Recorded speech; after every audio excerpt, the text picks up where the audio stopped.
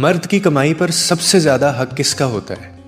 ایک عالم دین کے پاس ایک شخص جاتا ہے اور وہ یہ سوال پوچھتا ہے، اور وہ آگے سے اتنا خوبصورت انداز میں مثال دے کر وہ آگے سے جواب دیتے ہیں، وہ میں آپ کے ساتھ ابھی شیئر کرتا ہوں۔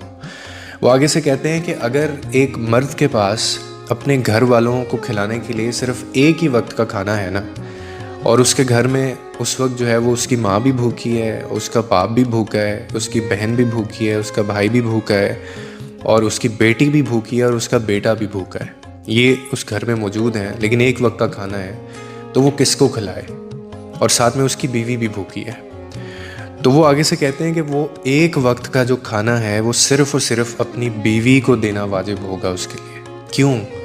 کیونکہ اس کھانے کے اوپر سب لوگوں کی نسبت جو ہے وہ بیوی کا حق زیادہ ہے، یعنی بیوی پر خرچ کرنا مرد کے لیے صدقہ بھی ہے، عبادت بھی ہے، رسپانسبلٹی بھی ہے، یہ تینوں چیزیں ہیں۔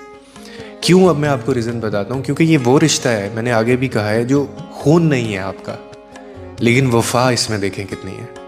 ماں، باپ، بھائی یا جو بہن ہوتے ہیں، یہ آپ کا اپنا خون ہے، مگر بیوی وہ رشتہ ہے جو تمہاری قسمت میں لکھ کر تمہارے نصیب سے تمہیں ملتی ہے، اور پھر وہ تمہاری ہر تھکن، ہر درد اور ہر پریشانی کو بانٹتی بھی ہے۔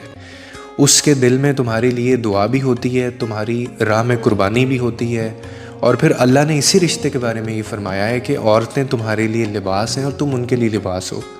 یعنی آپ اگر اس کو تھوڑا سا سمجھیں کہ ایک دوسرے کا سہارا بھی، عزت بھی اور پردہ بھی، اسی لیے بیوی پر خرچ کرنا وہ محض ایک فرض نہیں ہے، بلکہ وہ محبت کا اظہار بھی ہے اور وہ صدقہ بھی ہے، باقی آپ کے بلڈ ریلیشنز ہیں۔